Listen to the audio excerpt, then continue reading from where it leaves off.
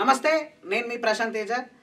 Elections వాడి వేడి దగ్గరికి వచ్చింది, సెగలు రాజుకుంటున్నాయి అని చెప్పుకొని అయితే చెప్పచ్చు.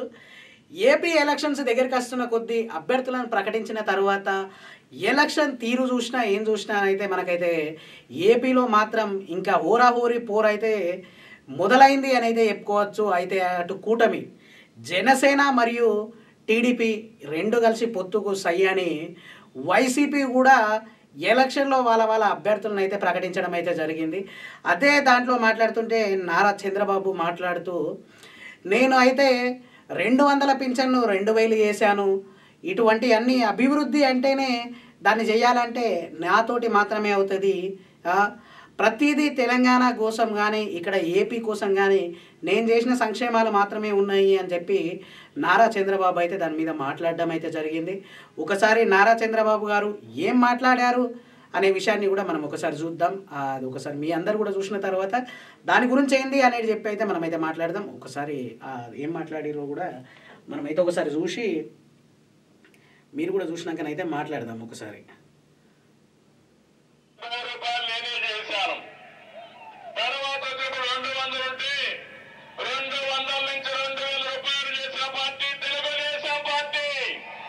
రెండు 200 నుంచి పింఛను 2000 వరకు చేసిన పార్టీ తెలుగుదేశం పార్టీ అని చెప్పి కూడా మాట్లాడడం అయితే జరిగింది. తర్వాత ఇంకేమేమి మాట్లాడారు అనేది అయితే చూద్దాం మనం. ఇప్పుడు హామీ ఇస్తున్నా, అంచెల వారీగా వీళ్ళు చేశారు. అదే తెలుగుదేశం నుండి మొట్టమొదటిసారిగానే వచ్చే 2019లో రేపు రాబోయే రోజుల్లో ఈ 3000 పింఛన్ని 4000 రూపాయలు ఇచ్చే బాధ్యత తెలుగుదేశం జనసేన తీసుకుంటాం. వచ్చే ఎలక్షన్లలో మీ పింఛన్ను 4000 వేసే బాధ్యత జనసేన మరియు టీడీపీ రెండు కలిసి తీసుకుంటాము అని చెప్పడం అయితే జరుగుతుంది. అయితే 200 పింఛన్ను 2000 కూడా వేసింది మేమే, ఇప్పుడు 4000 కూడా వేస్తాము దాన్ని అని చెప్పి మాట్లాడడం అయితే జరిగింది కదా.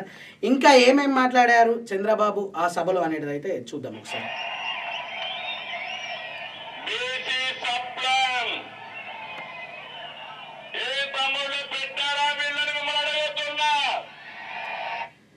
బీసీ సప్లాన్ దాని గురించి ప్రత్యేకంగా మేము మాట్లాడడం అయితే జరుగుతుంది. బీసీ సప్లాన్ గురించి ఆలోచన వచ్చిందే తెలుగుదేశం పార్టీకి అని చెప్పి కూడా మాట్లాడడం అయితే జరుగుతుంది. చూద్దాం ఇంకేమేమి మాట్లాడారు అని. 15,000 కోట్లు సంవత్సరానికి చెప్పారా లేదా అని అడుగుతున్నా మిమ్మల్ని.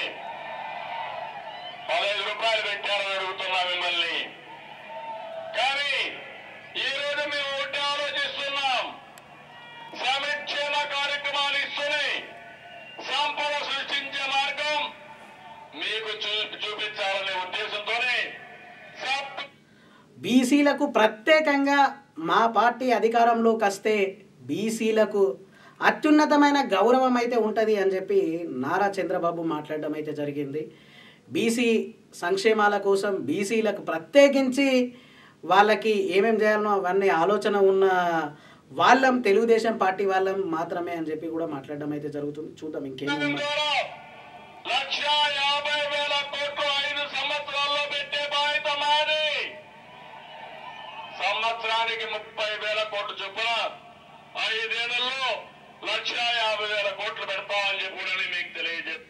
1,50,000 కోట్లు ఓన్లీ బీసీ వాళ్ళకి మాత్రమే పెడతాము అని చెప్పి మాట్లాడడం అయితే జరుగుతుంది. కాబట్టి మేజర్గా ఎలక్షన్స్ దగ్గరికి వస్తున్న కొద్దీ బీసీ ఓటర్లు అత్యధికంగా మంది ఉంటారు కాబట్టి వాళ్ళని క్యాచ్ చేసుకోవడానికి ఇది ఒక నిదర్శనం అని కూడా అని చెప్పుకోవచ్చు.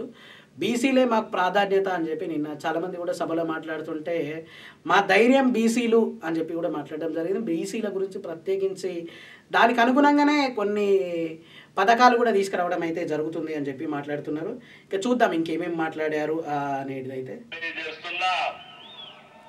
ఇంకో పక్కన మీరు ఒకసారి దొంగ లెక్కలు చూపించి ఎక్కడ కూడా నిధులు దొడ్డిదారికి మళ్లించి బీసీలకు అన్యాయం చేసిన పార్టీ వైఎస్ఆర్ కాంగ్రెస్ పార్టీ అయితే చెప్పడం అయితే జరిగింది. మా పార్టీ అధికారంలోకి వస్తే మాత్రం బీసీలకు అత్యున్నత ప్రాధాన్యత ఉండేలా విధంగా మేమైతే చూసుకుంటాం. నిధులు పక్కదోవన పట్టించిన పార్టీ వైఎస్ఆర్ పార్టీ అని చెప్పి నారా చంద్రబాబు గారు మాట్లాడడం అయితే జరిగింది.